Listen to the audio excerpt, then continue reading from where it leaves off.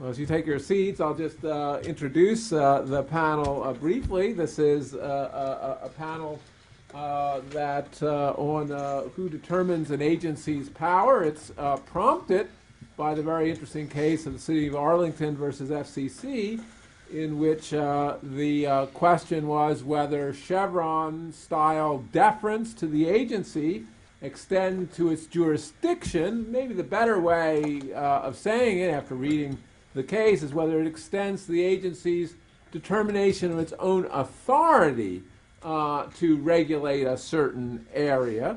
The area at issue was the FCC's authority to regulate the way cities and states regulated themselves, regulated the sites of cable and other telecommunications equipment. Fortunately, those details I don't think are significant to this case. What's very interesting about it, and what prompted, I think, us to include it on this program, is that it represents an intramural conservative fight on the extent of Chevron deference. And at least if you're like me, nothing pleases me more at a Federalist Society conference than to have a fight among ourselves. That's much more interesting. And I think it's a very significant fight, and many of the panelists, who I'll introduce in order in a moment, are much more expert in the details of administrative law than I am. But let me tell you what attracted me to think this was an important case to think about, because I think it represents two different sentiments of conservative and libertarian thought. We have on the one side, in the majority, Justice Scalia, who is for extending, at least in one way of putting it, Chevron deference and giving agencies the authority to be deferred to, even in determining their own authority. And there, some very familiar themes are struck. The idea, of course, behind Chevron is that the more democratically accountable branches are better at determining ambiguity and in carrying out, because that's so connected to carrying out policy. And also, I think another theme that Justice Scalia strikes is that it's very worrying for judges to make distinctions between, in this case he talks about it, between deferring to jurisdictional issues and non-jurisdictional issues. But I think one can hear Justice Scalia saying, that's another judicial fiction that judges are going to use to impose their own values on society. Those themes, deferring to the political branches, concern about judicial restraint, are extremely important themes in conservative thought, at least in the 1980s, when Chevron originates. And I know this, and I'm really here dating myself, because I was at the SG's office when the brief in Chevron was being written, and indeed worked on that brief. And those sentiments were very much to the fore at that time. But there's another kind of concern that I think is reflected in the dissent in Chief Justice Roberts, who is concerned. It doesn't begin with the concern of either judicial restraint or deferring to democracy. He is concerned about agencies run wild, the headless fourth branch that really isn't controlled by the politically accountable president. And that reflects, I think, not so much the sentiments so much of the 1980s, but more conservative and libertarian thought as it's been extended in the 1990s and the 2000s, more concerned about public choice, about the realities of governmental power that it always seems to increase. And if that's the case, if that's your real concern about the administrative state, perhaps the judiciary looks like not the worst of all possible evils to be doing the decision making. So that's, I think, one way of understanding that what may be a very deep and perhaps ongoing disagreement among conservatives that is reflected in this very interesting case. Well, now I'll just introduce in order. We'll have first Greg Maggs, the interim dean at GW, professor there as well, Andrew Hessick, professor at the University of Utah, John Duffy at University of Virginia, and Chris Walker at Ohio State University. They'll all speak for around 10 to 12 minutes. We'll have some interchange on the panel, and then we very much look forward to your questions and comments. Greg. Thank you very much. Do you want me to stand at the podium? Either way. I'm going to sit down. Sit down. Okay, we're going to sit down. That's perhaps more convenient anyway.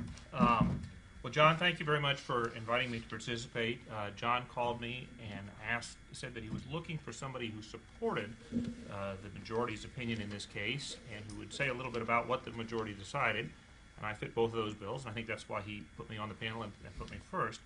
Let me just say a little bit about the background of the case. When telephone companies or others want to install, say, a cell phone tower or an antenna or some other wireless facility, they often have to seek construction permits or other kinds of permits from state or local authorities.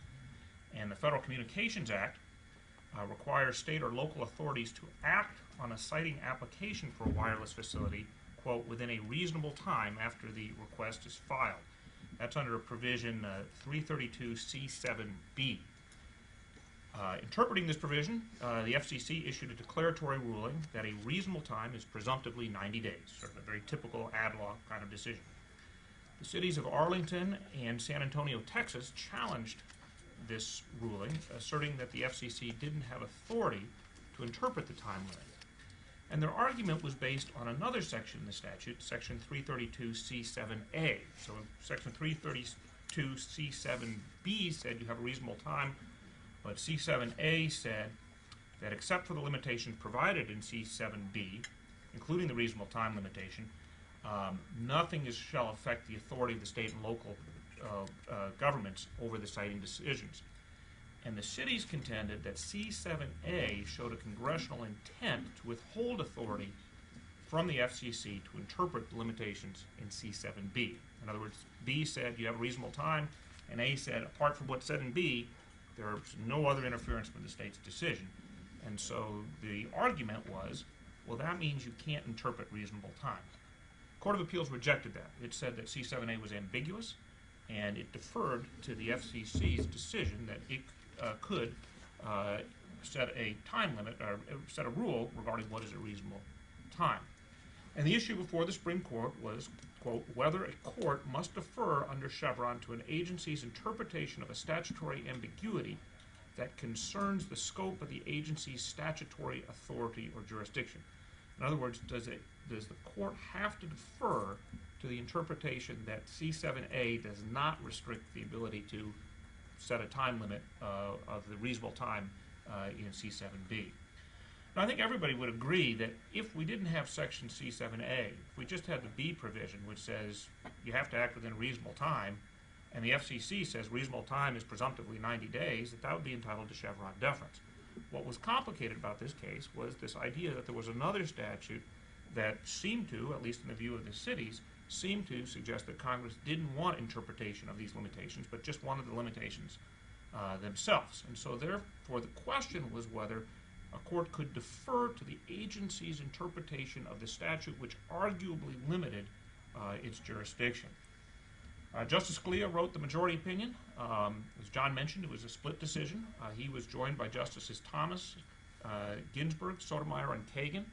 Justice Breyer wrote a decision concurring in part and in the judgment, and Justice Roberts, joined by Justice Kennedy and Justice Alito, was in the dissent. Justice Scalia started with the standard account of Chevron deference.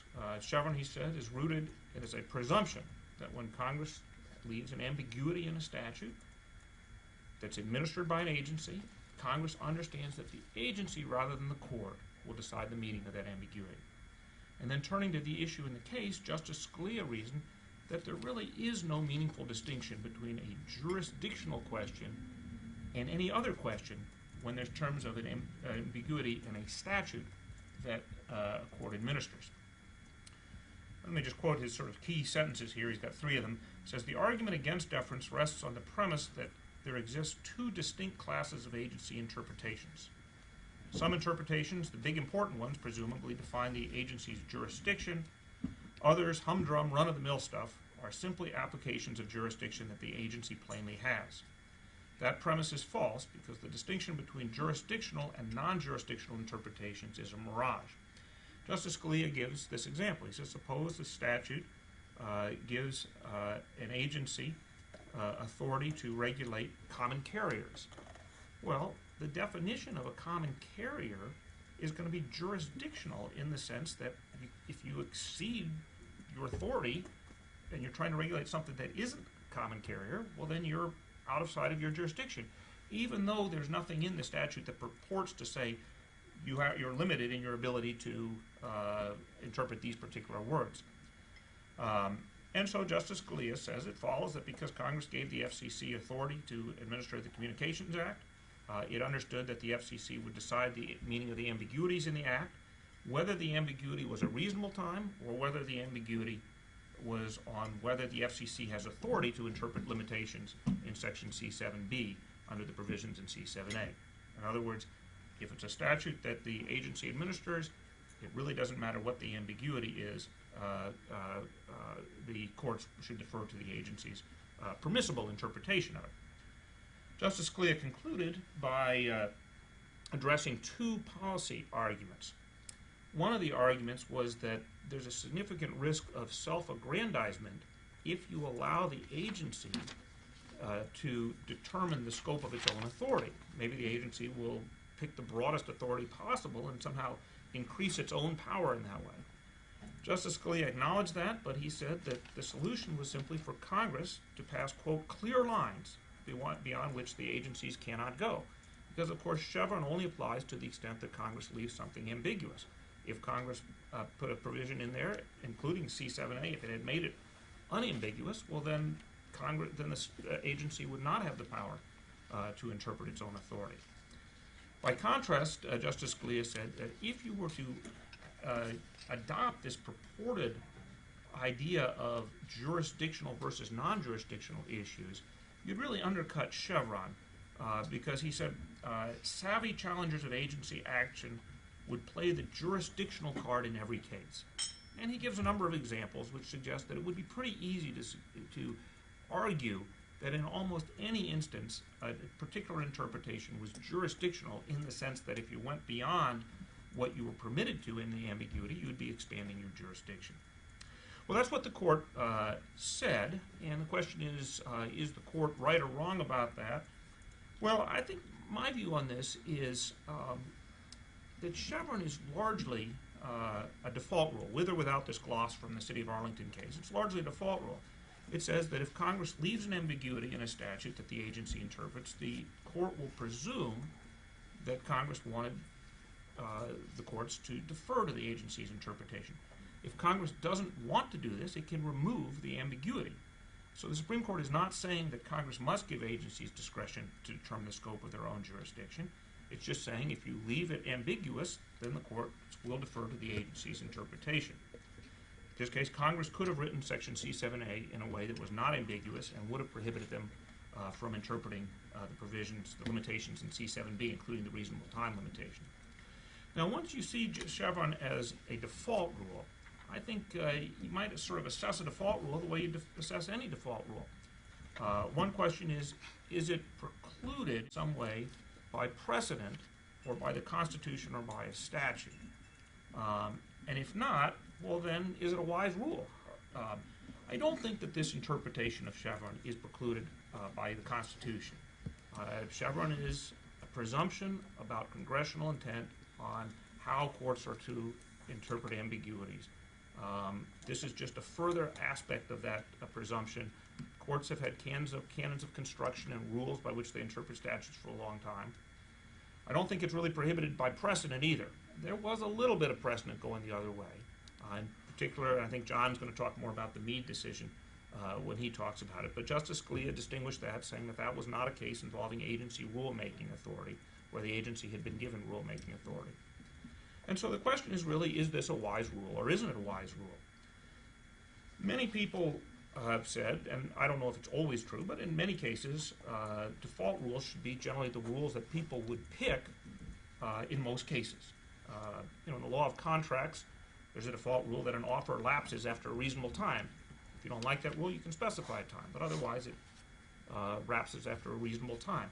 And the theory being that if you have a default rule that most people favor, then you don't have to mention the rules every time you act. And I think that this is probably what Congress would want if Congress was thinking about this in most cases, that rather than have the courts try to divide up the issues in a statute that the agency administers into jurisdictional and non-jurisdictional issues, that it would probably be easier and better just to say, if there's an ambiguity in a statute that the agency interprets, the courts will defer to the permissible constructions of the agencies. Why would it want to do that? Well, as John mentioned, there's a lot of mischief potentially in trying to decide what is jurisdictional and what isn't jurisdictional. And also, what is the expertise of the court as opposed to the agency in determining these particular issues? Some policy decision has to be made, and if it's ambiguous, well then probably the agency ought to decide it. So, that's basically my view of the case. I don't think it is a huge case. It largely says that we're going to continue doing Chevron like we've done Chevron in the past. If there's an ambiguity, then the courts will defer to a permissible construction, whether or not you want to characterize that ambiguity as jurisdictional or not. Thank you, John, for inviting me. Thank you. Andy? Yeah, so my argument is basically going to track your argument, but kind of go the other way in the end.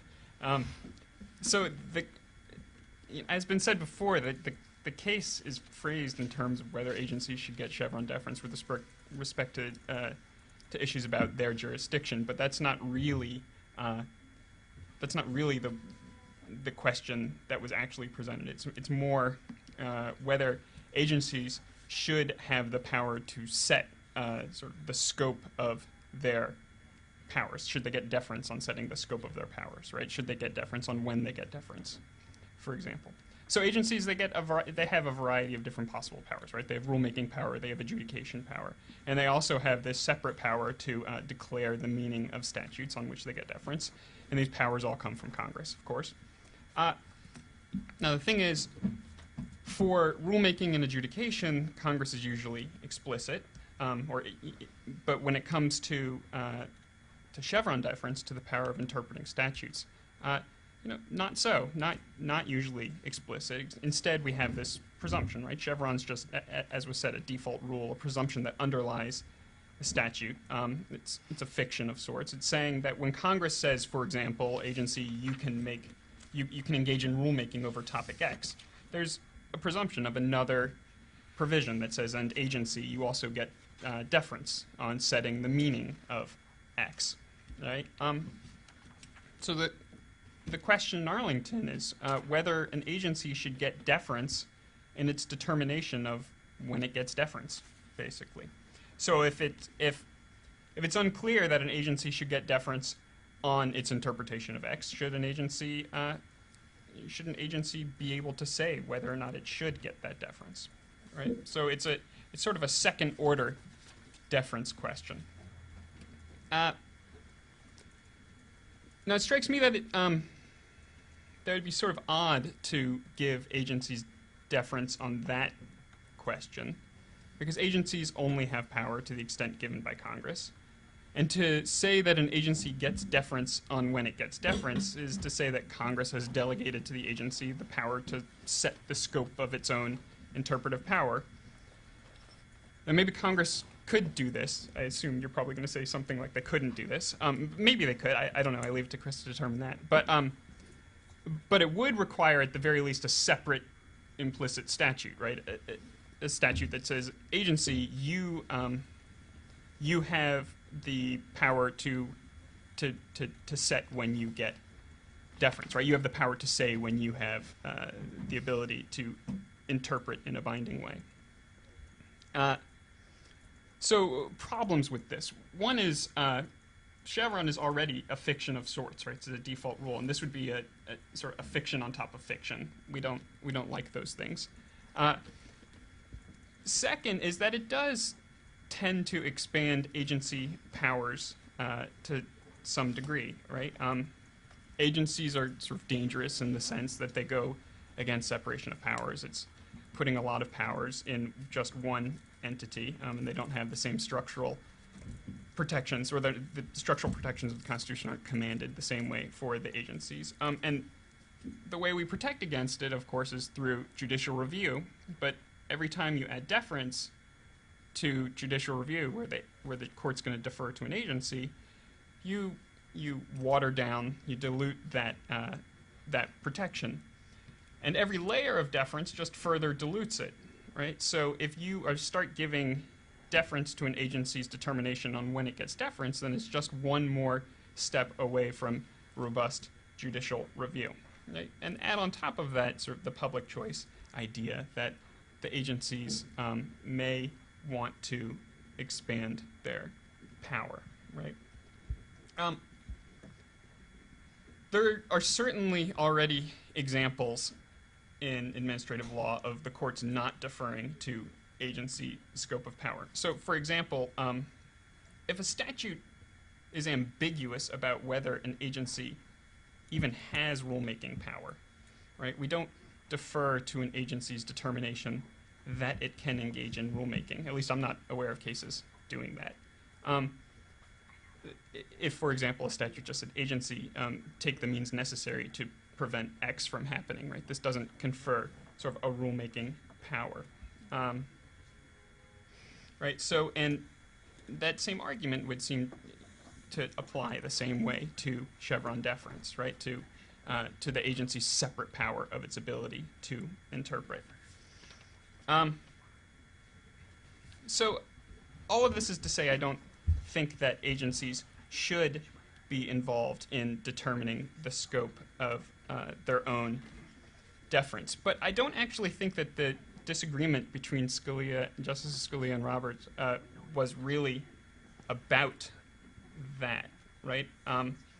In that case, there were provisions that allowed the agency to engage in rulemaking, and neither of them was saying that the agency should have a role in determining its power, right? The scope of its Chevron deference. I don't think they were saying that. Instead, I think their disagreement was about presumptions. They were both suggesting that courts get to determine the scope of an agency's interpretive power. It's just they were arguing over what presumption, what rules the courts should apply in analyzing that question, right? So I said there was a rulemaking provision there, and Justice Scalia says, look, there should be presumptively deference there, right? Where there is rulemaking, Congress means that the agency should get Chevron deference. Great. Chief Justice Roberts, he says that there should be that should be evaluated a little bit more closely, right? He says that because agencies have so much power, we should look a little bit more closely, not just automatically assume that that the agency should get this deference, right? And that's the reason why he would want the case sent back to the Fifth Circuit to evaluate whether Congress really did want to have the agency get deference on the interpretation of these terms. I actually think their disagreement is pretty small, because Chief Justice Roberts even does say that in the ordinary case, there's going to, with most statutory rulemaking provisions, right, it's pretty clear that the agency does get Chevron deference. It's just that he would look a little bit more closely to overcome that sort of presumption. And I think that, in this case, what might have been driving it is that the provision that he thought that maybe the FCC shouldn't get deference on had to do with leaving power to local communities and to the states, right? There's some federalism values there that maybe he was thinking should be enough to overcome a presumption that Congress meant to have the agency have interpretive authority.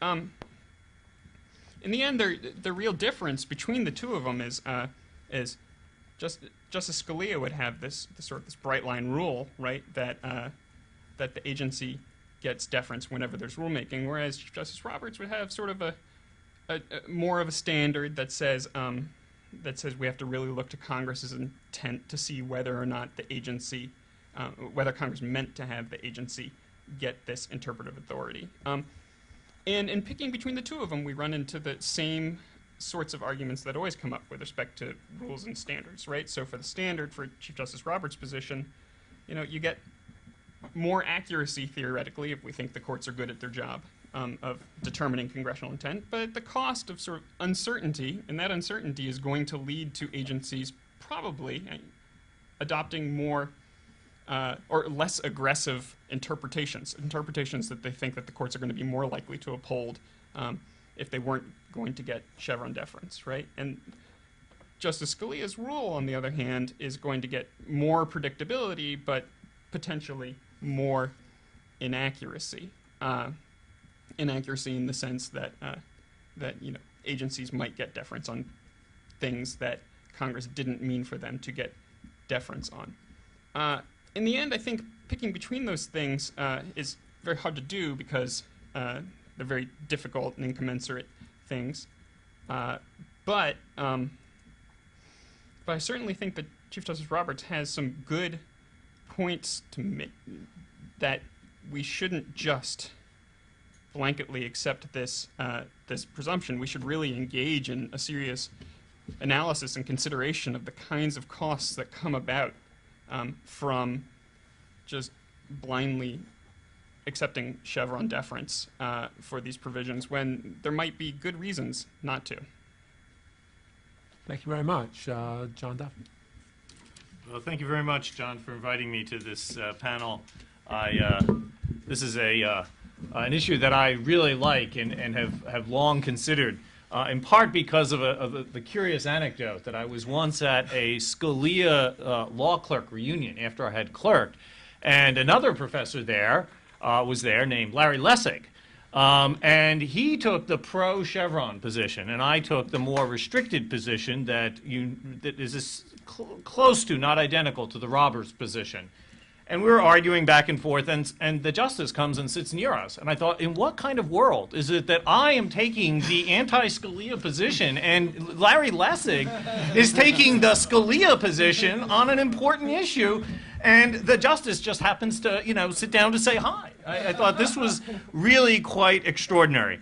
But nonetheless, I have an article that deals with this, and indeed deals with this on a much more fundamental level, which is, I think, the question of the use of policy in deciding these issues. John McGinnis started this panel by saying, well, we've got these policies, we've got agency expertise, we've got democratic accountability, and I want to say right from the start, I reject that approach to considering it. This is the way I think this issue should be approached. First is not who should determine the agency's power, but what should determine it. And to me, what is statutory law, as long as there's no constitutional barriers to doing that, and we could talk about that in the question and answer provision, but I think either potential rule is constitutional. So therefore, I look to statutory law.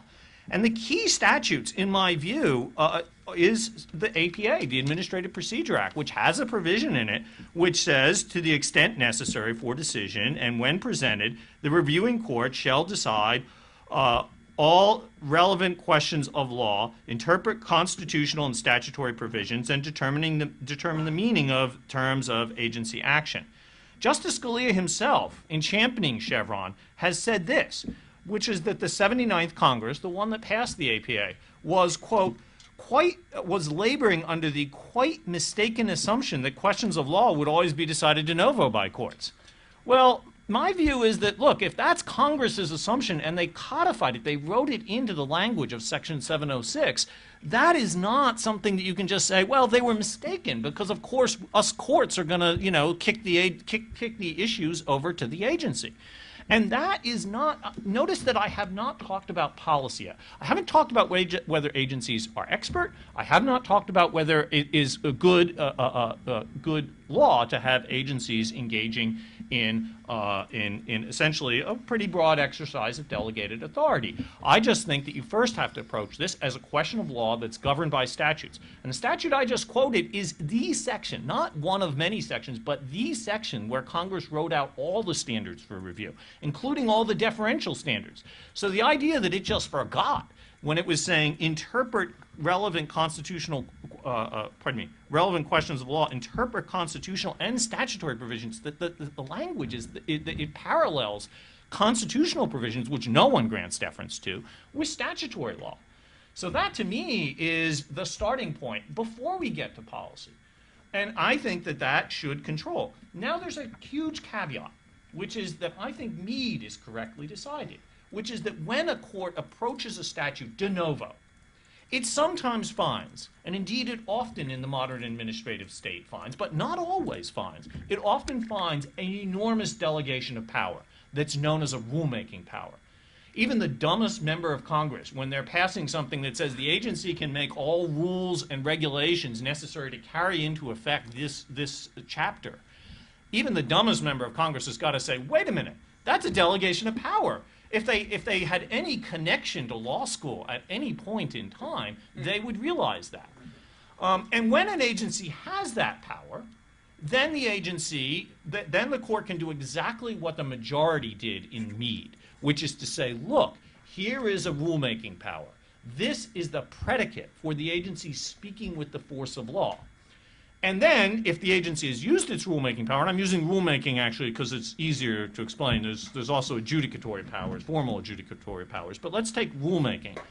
And the court can say, if the agency uses this, they do have the power to speak with the force of law. And that means to fill in the gaps of the statute. It means to fill in the gaps in this way. If I had two statutory provisions, one that said something like reasonable, and another one that said, well, the agency gets to write rules, I use the basic canon of statutory interpretation to try to harmonize these different statutory provisions, and see if there's an interpretation where the rulemaking power can be read consistently with the agency's, with the definition of reasonableness. Now that, I think, is the correct way to approach this. And I don't think I think these issues of policy, which are very important issues about who gets to decide these things, I think they are things that Congress should decide and does decide. One of the reasons I know that is because I do work in another field of specialized administrative law known as the patent system. In fact, I was almost chomping at the bit to get up and ask some questions in the last panel, but I resisted. But the patent system has an agency that lacks a rulemaking power. And that means that all the courts that review its work never defer to it, including multiple times the Supreme Court in a tradition of unbroken law going back hundreds of years. And I think that's right. I think that if you get into these questions, and also it's true in the Meade case, Greg said, I think he might have said that the agency didn't have a rulemaking power. It did have a rulemaking power. It just didn't exercise the rulemaking power. And if you think about the consequences of if you give an agency Chevron deference for things that it has a rulemaking power, but it didn't exercise the rulemaking power, it's absolutely clear, if you know anything about administrative law, that that has to be going against congressional intent in enacting the APA, because the Congress put forward these procedural requirements which agencies must adhere to when they make substantive rules. And that, I think, is the correct basis of Chevron. Note that this isn't, the Chevron decision is actually a very, very easy decision. It's poorly reasoned. Well, it's a Stevens decision, not a Scalia decision, but it blends policy. It should have done what the government's brief in that case did. The government's brief started the argument section by quoting the agency's rulemaking power as the first sentence of the argument section in full with no ellipses, and said that's why we get to write in this bubble concept as opposed to a smokestack by smokestack approach. That's our delegated authority. And that's the way that the government's brief in Chevron reads is not, it would be wonderful policy if Congress gave us lots of power. It was based on statutory law. And I think that is the right approach. I've got more notes here about the particulars of this case, but I think I've used up my 10 minutes probably. Okay, we'll get, Chris Walker. So I like how Greg set us up, because I like it as a default rule, and I like how John's excluded any mention of policy, because that's also good. But I fall on the side of Justice Scalia on this, and I think the reason, and this is unlike Greg, to me this is not a huge case. This is a huge case since Chevron, perhaps the most important administrative law decision dealing with deference to statutory interpretations that we've had since Chevron, because it clears up a lot of the Meade confusion of when do agencies get deference? And Justice Scalia makes it really clear and has 5 votes that if it's rulemaking or adjudicatory powers given by Congress and they exercise those powers, they get deference. And that's a huge difference from what the dissent wants. The dissent wants to ask each subsection, let's take a really close look, let's take a guess and see if we can derive congressional intent from that subsection. If we had really, really great judges that could do that type of statutory interpretation, and Congress actually gave indications in subsections whether they intended to give deference or not, that might be a good situation, but having clerked on the Ninth Circuit, I can tell you that's not what would go on under Chief Justice Roberts' approach. Instead, we'd have a lot of really, really creative Reinhardt and Pregerson and Wardlaw and Berzon opinions where we found ways to avoid deference because there wasn't enough evidence in the subsection. So Justice Scalia's approach, bright line default rule, if Congress says you get adjudicatory or rulemaking power, that's enough so long as the agency exercises it. Nice rule. And I think that's kind of John's ultimate bottom line, right? If they do that, then they get Chevron deference. I think with the rulemaking power, it is true. And that's actually why I think the decision in this case is right. And I wouldn't overread the 5-vote majority. I think you've already got Breyer peeling off of that. Well, so we have 6. Breyer's the concurrence, and obviously would not agree with what I just said because of me. Concurrence in the judgment, he did not join the opinion. But you still have 5 others. Yeah, but his opinion starts out by saying the court will decide this question independently. Well, but we still have Thomas, Scalia, Kagan, Sotomayor, That's and fine. who am I missing? We have 5. We got 5 and a little bit. Yeah, 5 and then, plus and a then half, Breyer, yeah. if you want to count Breyer. Now, I do think before the argument, I was tempted to go off more on Andy's route and carve out an exception for this idea of determining your own power. And what an imperfect analogy that I liked was the idea of arbitration clauses, completely unrelated to administrative law, but we know if a contract has an arbitration clause, it goes to the arbitration panel. The court can only decide whether the issue in the contract was meant to be arbitrated, the idea that this was a consent between the parties. The issue wasn't, then it would be something that a court could intervene, but otherwise the court can intervene. It has to go to arbitration. I could have imagined here the court saying, all right, we'll create one exception along the theory of delegation and statutory intent or interpretation of if Congress doesn't mean to give the power to the agency to decide whether it has the power to act.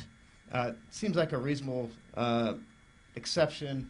But the more I thought about it and the more I saw how Justice Scalia said there's not a real great way to define the difference between jurisdictional and non-jurisdictional, he probably has the better argument that that's not an exception worth making. But it is tempting if you follow the arbitration line of cases. They do that in that area.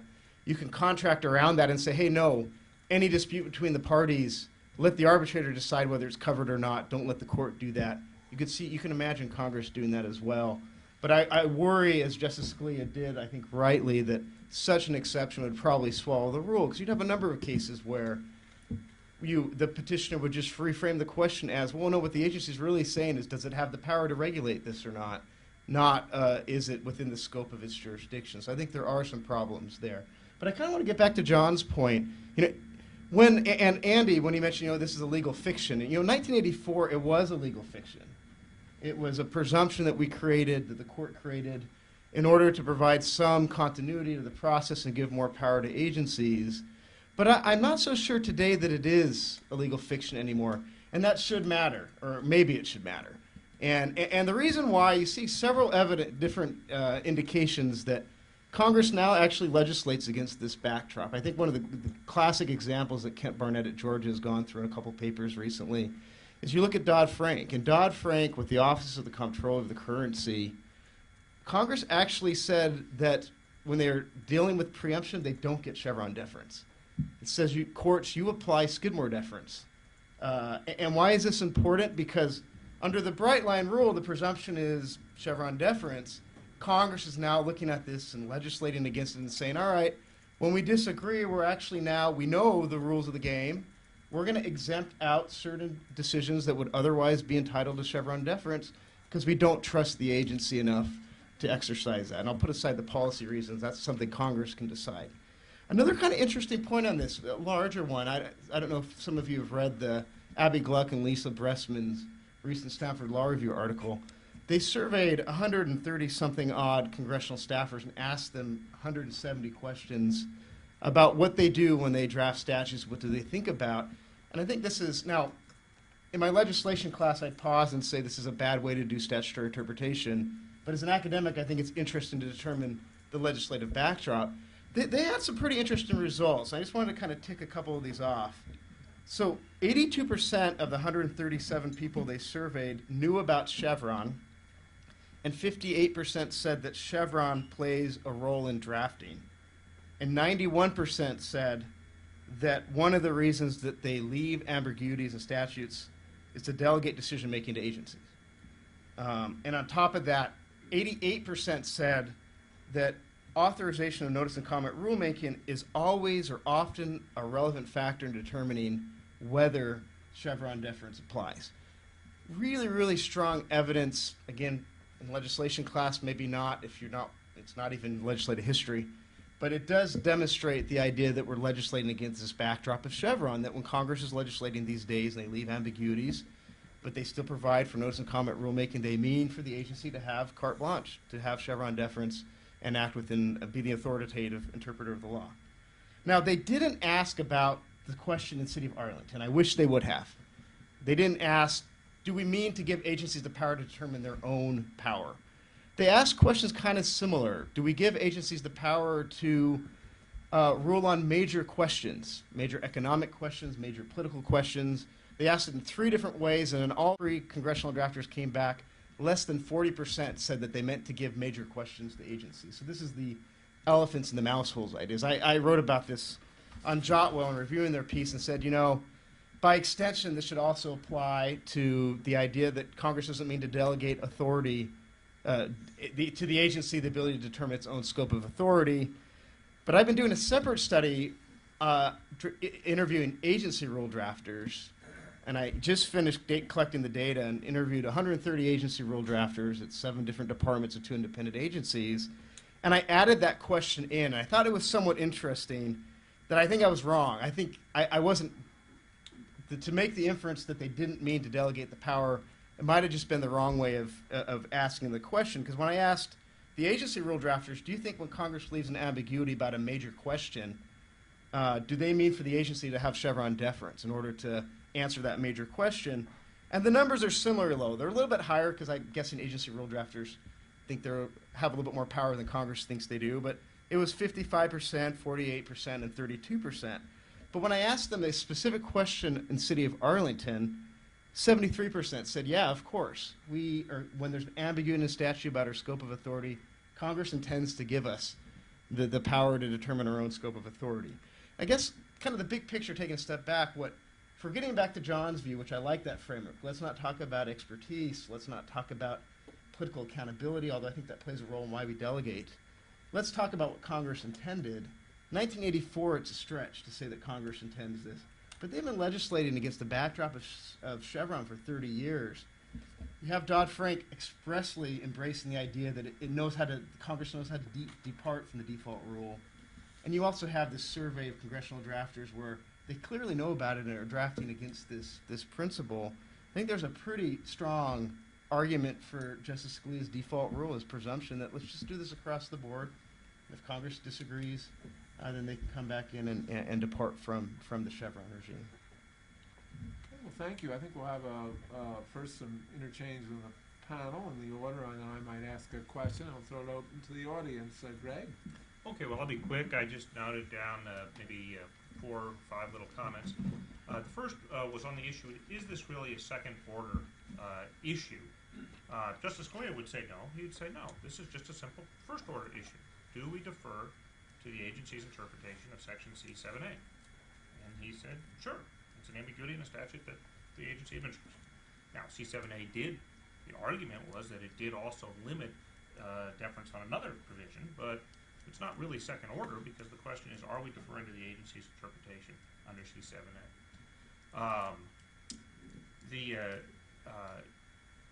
There's concern about, second point was sort of concern about giving agencies too much power. And I think sort of, again, a key idea there is, well, if you don't want to give them this power, don't put the ambiguity in the statute. No one says you have to do it. And the second one is one that Justice Scalia points out in the opinion that I didn't mention, which is that somebody's going to decide what that ambiguity means. It's either going to be the agency or the courts, and if you think that there's just too much policy-making power to give to the agency, well, you're giving that to the courts to decide. So that again suggests that maybe it's not such a bad idea. If it's going to be decided, it should be decided by the agency. The other point was the one that John made, and I completely agree with John, that Chevron really shouldn't be based on sort of policy questions. Policy it shouldn't be directly based on policy issues like agency expertise and so forth. But presumptions about what Congress would have wanted, well, I think those can be based on policy arguments, which is if it's a good policy argument, then presumably that's what Congress would have wanted. It's not so much that we're adopting the rule because we think it's a good policy, but we're adopting the presumption because this is what Congress presumably would have wanted. That's what I got to say. Okay. Well, I think that the argument that it's a good default rule it hinges on two things. One is that Congress would have wanted this, and with most statutes, I agree, because I teach administrative law, and most agency statutes have rulemaking powers. And I think that then basing the idea that there's a delegation to fill in the gaps of the statute is easily reconciled with textualism. I think that agencies and the Scalia position has trouble when it deals with agencies that lack such powers. It's the exceptions that you cannot explain. And it does go beyond that sort of basic thing that, well, if the agency administers the statute, then we're going to defer to it. That basic canonical quote from the Chevron case itself. That is not, of course, a statute. That's the first point I want to make, but people quote it like it's a statute, like it's, the restatement of administrative law. But it cannot explain a number of decisions. It can't explain Meade. It can't explain Adams-Fruit. Meade was an agent. The agency administered that statute as sure could be. They just didn't go through the proper procedures. Adams-Fruit was a statute in which there were private rights of action to enforce Labor Department regulations that the Labor Department clearly had authority to issue. So they had extensive administrative power in that area, but they probably didn't have power to do what they wanted to do in that particular case. And again, I think that's an interpretation of how far their rulemaking power went. Now, a lot of cases, and then of course there's the patent cases, there's copyright cases, where you have these historically weak agencies. These agencies are weak by design. It's because they date back to before the Progressive era. The Progressive era had this great theory that the way to get good government was to delegate massive amounts of power with very few strings attached. That was not the theory that was in fashion. In 1836, when the Patent Office was created, it was a completely and radically different theory that too much for the absolute power corrupts absolutely. So there are different agencies out there, and I think that we can do a little bit better than a one-size-fits-all presumption. We can look at their organic statutes, and we can do a little bit better. Now, the result in this particular case, I think this is a smallish case, because the result in this particular case, first of all, because it was extremely poorly litigated. I mean, on multiple dimensions. I mean, for one thing, Paul Clement, who was arguing in favor of restricting the agency's authority, said, well, here's what jurisdiction means. It means the who, what, where, and when of regulatory power. And Chevron just gets the how. Now, Scalia quotes that argument in the text of his opinion as saying it rejects itself. And I think if you're writing a brief and supporting one side and your core argument gets quoted to make fun of it, that's not good. That's not good lawyering. The other thing is that even the dissent here said, well, this case is not really about jurisdiction. And I think it was, Andy, you said that too. You said it's not really about jurisdiction. And Scalia, he's a great writer. He says, well, if we're confused about this, it's only because we read the question presented, which of course is written by the petitioner, which has the word jurisdictional in it. So the idea of having a jurisdictional versus non-jurisdictional distinction, I think is, and I think everybody on the panel agreed, is a very, very hard line to draw. Paul Clement's argument shows that if you do start drawing it, then everything goes off into this jurisdictional category. It would create massive confusion. So I think the result is right, but I do think it's only this narrow idea that they were rejecting this jurisdictional versus non-jurisdictional argument, and that could have really undermined all of Chevron. And that's also why Roberts doesn't even come down so hard on this. He wants to remand this case back to the lower court because he doesn't want to say, look, in determining what a reasonable time is, the federal courts are going to determine this on case-by-case basis across all the circuits, and we'll have different rules about what reasonable means. That is not good administration.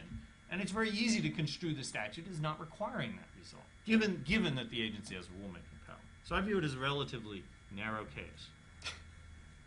These are great points. So I just have some other small things to add. One is Chevron is treated like a default rule, and in many ways it's a great, clear, bright line rule. But when there's rulemaking or adjudication power, but courts still do make the assessment all the time whether or not the agency does actually have the power to make the interpretation, right, or if it's been taken away somehow. So, for example, when there's divided authority, right, where two different entities are rulemaking over a particular area, right, we're not going to give Chevron deference. Or if one has rulemaking power and one has adjudicatory power, there has to be a determination which one gets deference. Or, if Congress creates some huge statutory scheme that suggests that it was trying to define a particular term and take away and not leave the interpretation to an agency, even of an ambiguous term, then they don't get Chevron deference. So my point is only that courts do regularly engage in this analysis. It's just that a lot of the time the answer is pretty easy, right? So and what's going on in this case between the majority and the dissent, I think, is in large part trying to figure out, well, what's actually going on behind the scenes when they are engaging in that easy analysis. And I think that for Chief Justice Roberts, the reason for remand is that he thinks this is one of those cases that maybe it's on the margins, I guess, because he says that he wants to remand it, though I don't know if he would do that if he had gotten control of the majority. But because maybe there are federalism values there, maybe because he somehow reads that statute as, in a sense, delegating to the states and local communities by, acknowledging that they continue to have that power. So there's some sort of dual rulemaking power there. Another point that I want to make is that when Congress writes statutes and creates ambiguities, sure, presumptively the agencies get to interpret that and resolve the ambiguities, but there is a sort of a first problem, and that's whether or not the statute is ambiguous at all, right? Someone has to make that determination, and courts aren't going to they don't give Chevron deference, obviously, when the statute's not ambiguous, but that's very much not clear. I mean, we have, between habeas and qualified immunity, we have immense bodies of law about how reasonable people can disagree on whether something is clear. And I think that determination that courts make when they say that something is unambiguous is very closely related to them making a determination that that the power has not been given to the agency. Rather, the court's sort of making the determination for itself, de novo.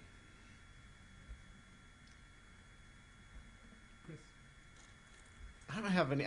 So I'm still stuck on John's point, just because the textualist in me wants to go back to. Come over to this side. What? Come over to the textual side. Let yourself go. To 1946 and look at Section 706 of the APA when it says that courts get to review basically de novo. I don't know if it uses the word de novo, but It does not. It does not. But every decide questions of law, right? I'll Is that what email it you an uses? article that does some of this. That decide questions of law. That means we really can't do anything else, right? We're stuck with the text. But I just have such a hard time because we're 30 years after Chevron, and Congress has operated against the backdrop of Chevron, and courts, statutory interpretation, we create presumptions all the time. I like the ones that are empirically based, that have some semantic. But we have Mead too, so Well, I don't think we have as much Mead as you do after City of Arlington. I think Mead's been substantially eroded. But By a 5-justice majority, when the other majority was 8-1. Breyer had held out in a number of cases to keep Mead alive and say that formal rulemaking and adjudication of notice of comment rulemaking isn't necessarily enough, and he had kept that out. Now there are 5 votes. You're right. I mean, I guess if we're there, it could switch tomorrow. Mead itself explicitly said that rulemaking and formal adjudication were sufficient, and then it left other things open. But Justice Breyer's left that open, though. He's Well, repeatedly said that might not be enough. That's because he's got, Yeah. all right, it's, here Fair again, enough, fair enough. I feel myself awkward, right? Like I'm defending the bot position, which is an awkward position to be in. But he has a slightly different view, because it's sort of sliding scale, throw everything into the hopper. I guess kind of my point, like a matter of statutory interpretation, you know, at what point do we take a presumption? Once it becomes empirically based, I think there's pretty strong evidence that they're now legislating against the backdrop of this. When do we fall back to kind of the textuals and argument for statute that was passed over 60 years ago? Well, we could take Judge Calabrese's view and have a common law for the age of statutes and have statutes evolve. But that would be a very interesting position for a member of the Federalist Society to take. But when Or Congress Justice Scalia, frankly. But when Congress is now legislating against that backdrop, That's the best argument. I think that you'd have to ask them particular questions, right? Which most agencies, under my view, get Chevron deference most of the time. Indeed, I actually found one case where they get more deference than under the D.C. Circuit's prevailing position, which is when Congress gives multiple agencies for the same statute rulemaking powers. The D.C. Circuit had a line of precedent said, well, none of them get Chevron deference because we can't defer to 3 agencies. But I think that's wrong. I think that as long as the regulatory metrics, this often happens in like banking areas where there's a general banking statute and certain statutes are regulated by one federal agency and others. I think as long as each of them is applying a regulatory framework to its banks that it's regulating, then they all should get deference. And you just say, look, it's not really deference. It's that each agency has filled in the details of the generalist regulatory framework a little differently. And that's all we're doing. So there, I think that it's not about interpretation; it's about delegation, and that reconciles all the precedents so far with textualism, which I like. Okay, well, I'd like to raise one question, going back to the dissent here, trying to make it less policy-oriented, to raise questions about Chevron itself, which I think are essentially being raised. Well, I think this may be a more important case than some give it credit for. It's really a cutback on Chevron with, I think, this concern that Chevron has created this great engine of power in the executive branch. And so let me try to raise, not just in a policy way, but in perhaps a more legal way, about why one might be concerned. I begin with the idea that, well, this is the default rule. I know John has some arguments that this isn't a default rule. I want to come to those in a moment, but let's assume many people justify it as a default rule. I think that's in general the way it's. Doesn't that sit very oddly in a world where it's not at all clear the Constitution itself permits delegation, or the Constitution itself, it's not at all clear that there is authority for Congress to delegate substantial authority. On the other hand, it may well be that the judiciary shouldn't police those delegations because there are no rules that it can do so, but shouldn't that very fact lead us to believe this is a bad default rule? At least if we want Congress to be able to delegate these large amounts of authority to both, in some sense, adjudicative authority, saying what the law is, and extending the substantive authority to the agency, that they say so very explicitly. Of course, what that would do would be to raise, in some sense, a political scientist would say, the enactment costs for delegating this authority. But isn't that wrong for the court, in some sense, to do some of Congress's work for it, to create this default rule in a world where constitutional delegation is suspect? Of course, the public choice argument about that would be Congress loves to avoid accountability in giving authority over to the agency. So that would make worry one about at least expanding the default nature of the Chevron doctrine.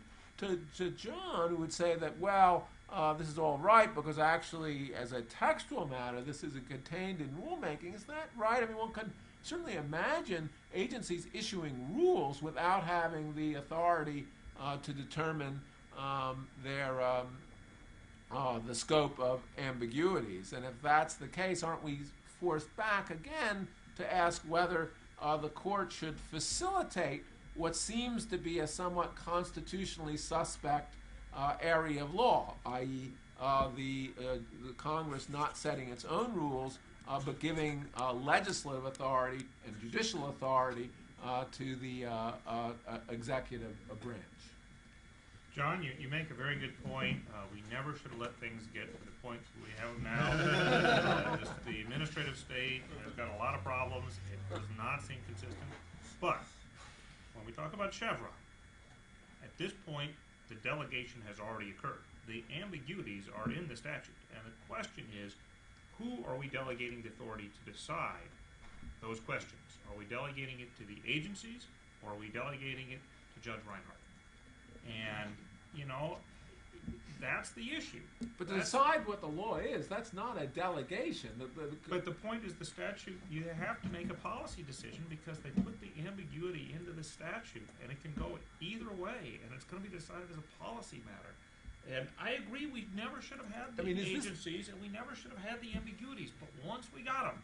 But is this and then I will subside, but let me just, isn't that accepting a very non-formal view of law? Just because there are ambiguities in statutes, that doesn't mean there are better and worse ways to resolve that. Courts do that all the time. You might think that's part of the judicial power to make those kinds of determinations. And so why should we be giving a default rule to be taking away the authority from the judiciary? I don't think you can say courts. The Federal Trade Commission Act is one of my favorite acts. I mean, of course, the key provision, Section 5, says Federal Trade Commission will have the authority to pass rules and regulations banning unfair trade practices. Well, you're not going to get any better by saying, well, it's traditional that the court decides what those are. That's just a policy decision with an unfair trade practice. And what you're saying is we shouldn't have the Federal Trade Commission decide that. We should have the Ninth Circuit decide that. I don't think so. If I remember right, with the Federal Trade Commission, they don't assert Chevron deference. They don't seek Chevron deference, right? I thought that was like one of the weird wrinkles. Am I wrong on that? Well, I don't know about that particular issue, but I'm just saying even though they're it's given not that a rulemaking, traditional. I don't think they actually asked for Chevron deference on unfair trade practices. Well, we'll pick another statute. Yeah. Whatever. No, but I think it is kind of interesting though that example. They do follow the courts, I think, on what is an unfair trade practice under the Sherman Act, the antitrust. Could be wrong, but I somehow vaguely remember. They get to define. No, that's not true. They That's get not to define true. all kinds of, it's a cross collateralization in consumer loans is an unfair trade practice. Not putting a legend on a note that's issued in a negotiable instrument saying that you can assert claims of defense is an unfair trade practice. Courts going to make that kind of stuff up? No, I don't think so. Well, I think the correct thing to think about here is whether Congress can choose between the courts and the executive branch in terms of making policy. And I just think that they do that all the time. I think that they often, in the modern age, choose the agency, and I think that's a constitutional choice, unless we're going to bring back a very aggressive non-delegation doctrine. And I think that's your point. And I actually think the non-delegation doctrine point is interesting here, because the most recent decision in the non-delegation area is written by Justice Scalia, and he basically slaps down unanimously a D.C. Circuit decision, which was like the first decision in years and years that had tried to breathe back some life into that. And I think the modern administrative state accepts the non-delegation doctrine as basically the delegation doctrine, that it's constitutional. If you had a serious constitutional question there about the delegation of agency power, then I think you would see courts, if that doctrine did exist as a live constitutional doctrine, then I think Chevron would be uneasy and in a great deal of tension with that. And maybe there's a little bit of a conservative backlash against the non-delegation doctrine, and that some of these that can put some of the brakes on Chevron. Although you'd say that sort of real hostility to Chevron, which is in Roberts' dissent, is a dissent. I think that part of it is not going to be law anytime soon. Indeed, Justice Scalia now has Justice Kagan on his side. Justice Kagan is a very strong proponent of executive power. It's one of the issues that she's considered relatively conservative on. So I think that When that's conservative. whether that's conservative is a good question, right? It's a very good question. It's not. If you're in 2013, it's probably not considered all that conservative. Well, that's another interesting question about this case. Is some of the dissents, is it just about the different political constellation? I think in 1980s there was some sense that the Republicans are likely to be control of the executive, and I think that sense is, how can one put it, slightly less strong today. Well, I think the more interesting thing, these rulemaking things, I think, are where there's agency rulemaking powers. I think that Congress, again, the dumbest congressperson would know that this is a massive delegation of power. It reads like one. Indeed, they read like, they're often called, sometimes they're called necessary and proper clauses because they have that language in them, oftentimes. So they're more like, I think that it's not a counter-mark. But if I just say about necessary and proper clause, though, necessary and proper clause doesn't in the Constitution doesn't give you the authority to, doesn't give the legislature authority to determine what the meaning of the words in the Constitution No, but if you read are. McCulloch versus Maryland, you say there's this sort of, generous interpretation that we're going to give the substantive powers of Congress. But that's a little different from saying that ambiguities. It's a little different, but I think it's very similar. Because Okay. I don't think it's actually about ambiguities. I think it's about delegation, and therefore it's a delegated lawmaking. What I think is going on here is delegation of lawmaking power, which is similar to the McCulloch situation, because those are delegated lawmaking powers. But Congress can make the choice to put the courts as policymaker, and I want to say a kind word about the courts. You get sometimes you get a judge that you don't agree with, and you think is just engaged in policymaking. But with an agency, you're sort of sure you're getting an agency that's engaged in just a political calculus.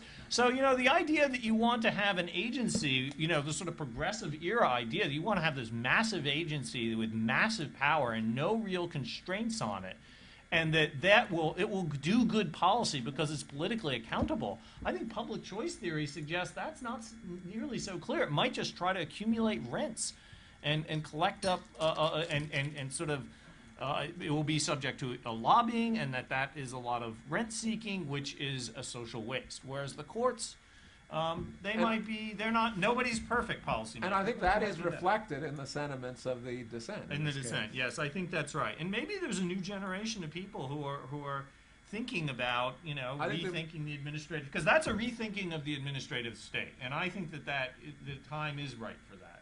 That we no longer view agencies the way the progressives did. The progressives thought that if they gave massive power to these agencies, they would be independent. Not that they would be political, but that they would be expert and just independent. And no one believes that anymore. No one believes that even about the so-called independent agencies. Even the independent agencies, for example, had to the double tenure case, the PCAOB case. The most interesting thing about that was that Congress thought they had to give a tenure protection to people from getting fired by the SEC, which is supposed to be an independent agency. So they thought, well, we want these people to be independent, so we have to protect them from the SEC.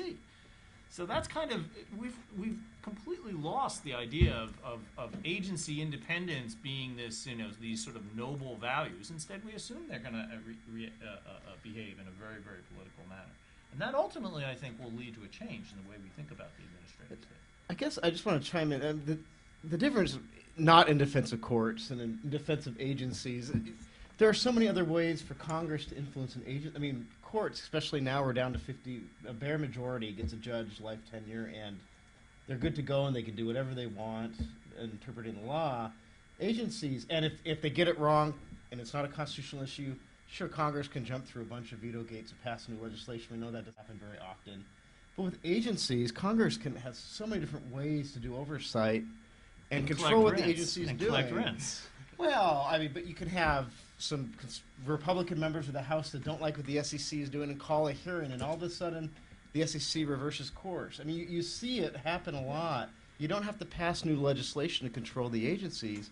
Congress through inspector generals, through congressional hearings, through a number of different, from just calling up the agency after a constituent letter, can apply pressure in ways that you just can't apply to judges, in ways that I like if we're trying to figure out how do we want to divide this up. I'd rather have an agency that has that type of democratic pressure than a court that today has even less democratic pressure than it did. And that's the before. crucial question that I'm agnostic on. That I think that Congress can make either choice. Congress can choose to have the courts be the key policymakers. That's basically what they've done historically in the patent system.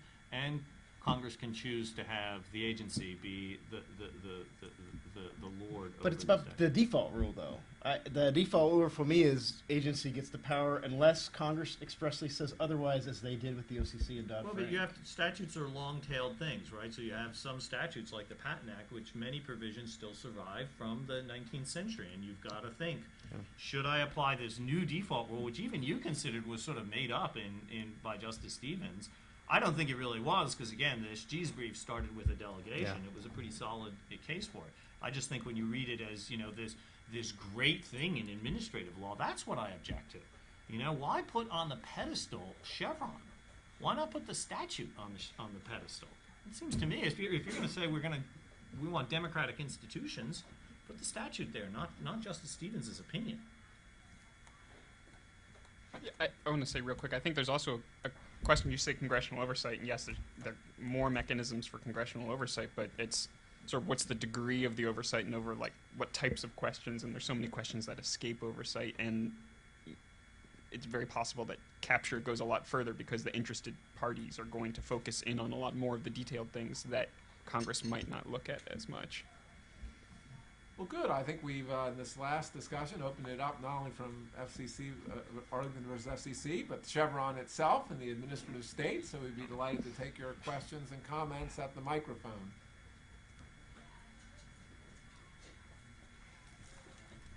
Hi, David Wagner, Regent University School of Law. I guess Professor Duffy alluded to, without naming it, American Trucking versus Yes. Whitman, the 9-0 Scalia opinion rejecting the D.C. Circuit's attempt to revive the non-delegation doctrine. What I'd like to do with my question is sort of ignite sparks among the other panelists so they can go after Professor Duffy on this. This is the subject of the first article that I published after I started teaching. What American Trucking, as you know, went after and rightly put the kibosh on was something called the new non-delegation doctrine, which was largely the brainchild of Cass Sunstein. And the idea of the new non-delegation doctrine was that we won't interpret it any longer as a restraint on Congress, which it had always been before, but instead as a self-imposed restraint on the agencies. The agencies will be restrained in the use of the delegated powers, and if they aren't, well, maybe the district courts, as in the Beat Cutters case, will remind them that they have to. And that's what had gone on in the lower court in American Trucking. The D.C. Circuit, valiant attempt by Judges Ginsburg and Williams to revive the doctrine, they had remanded to the agency, basically saying, well, if the Clean Air Act means what you are assuming it means, it would be unconstitutional, therefore send us new regs that don't depend on an unconstitutional interpretation of the Act. Well, the Supreme Court said the doctrine, the non-delegation doctrine, is not a mandate to agencies, it's a mandate to Congress, therefore agency remands can never be a suitable remedy. So therefore, does American Trucking really stand for as much as you, Professor Duffy, made it stand for? Does it really stand for? I know that Scalia is skeptical about the general enforceability of the non-delegation doctrine, but he has opponents on that, including his lecture mate, Professor Baker. So I'll stop there. Well, I think you're absolutely right that it is the opinion below was by Judge Williams was not entirely satisfying because it did have this feature that it said ultimately that there's a non-delegation doctrine problem here, but we're going to remand it back to the agency to sort of to use its Chevron powers to come up with a better theory and a better interpretation. Well, that doesn't solve a non-delegation problem. That just relocates the power quite clearly in the agency. I take your point. It's a nice point with that case. I think that opinion has a lot of language in it that goes beyond just that point, that suggests that the Clean Air Act, sort of easily satisfies non-delegation doctrine principles, and maybe you shouldn't take dicta too seriously in Supreme Court opinions, but it was dicta with 9 votes on it, and 2 justices, if I remember, willing to go even a little further. So I think it's a pretty substantial thing, but it could be distinguished in the future with different justices. I think that what I articulated is probably the justices who signed that probably thought this is really largely dead, but maybe it would come back, and it's actually a hard issue in terms of who should get the power. I mean, you might think that the only delegations that have ever been tossed out are delegations to the president, which of course do really engage the problem of relocating legislative power. I mean, I do think it's hard to believe that the FCC is going to take over the nation and become the czar of the universe. As Chris mentioned, there's all kinds of ways that Congress sort of pulls the strings of these agencies. But the president, and especially the delegations that were given to the president during the New Deal era, those were very, very substantial. And obviously, a president like Roosevelt is much more threatening to sort of a rewriting of the constitutional charter, especially given what was going on in the world at the time. So I think that it might come up with a new generation of scholars, and that's what we write for, right? We write about the losers oftentimes in administrative law or in constitutional law, but your article might become the cornerstone of a new doctrine later on, and you can read that case somewhat narrowly. One footnote to what John said about the continuing concern about presidential authority, widespread presidential authority. I think it's very possible to read Clinton versus New York, the case about the line item veto, which is itself formally makes very little sense, actually. If you read Justice Stevens' opinion, it seems to be a delegation that works perfectly well. But this was a massive delegation to the president, and so that's one way, I think, of understanding why they went too far, even though formally I don't think this violated charter or any of the provisions. Then I think the dissent is very powerful on that.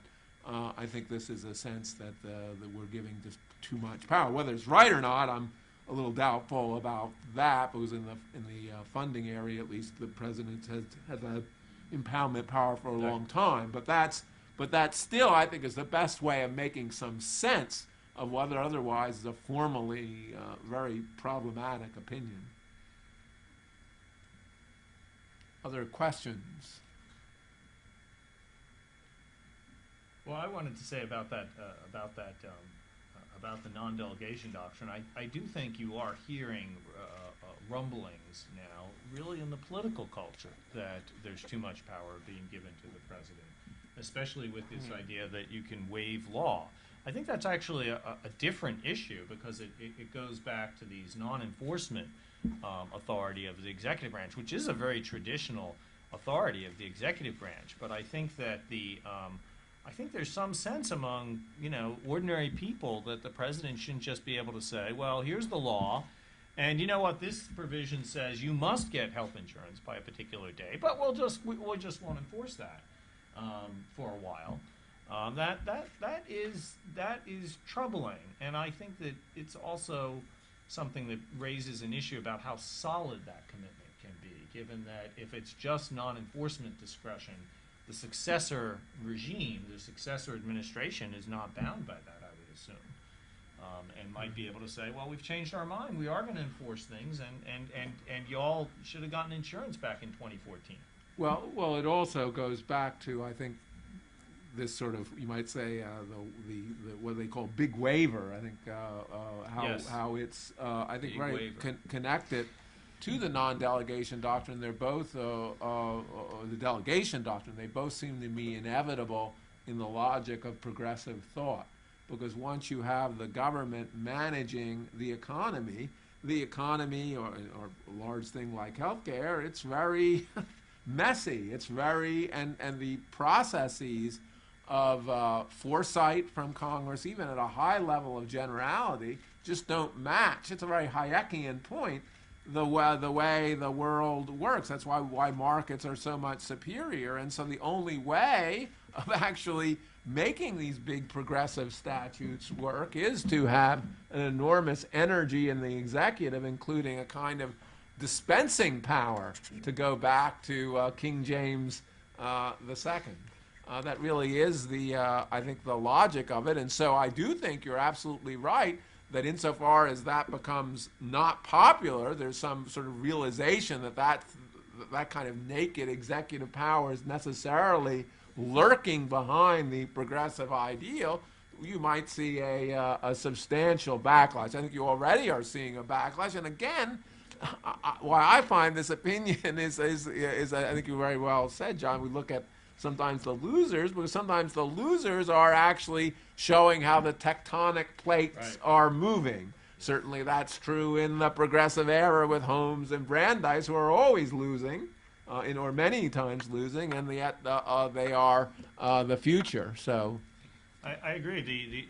James Landis, sort of person at the late progressive and obviously a big player in the New Deal era, he had this view that separation of powers just shouldn't matter. That if you wanted to manage an industry, you would not saddle the manager with this tripartite system of decision making. And he looked explicitly to corporations and said, what we want to do with the administrative state is to build something like the modern corporation, which, remember, was very young at the time. And they said, we need managers. We need smart, effective managers of the economy.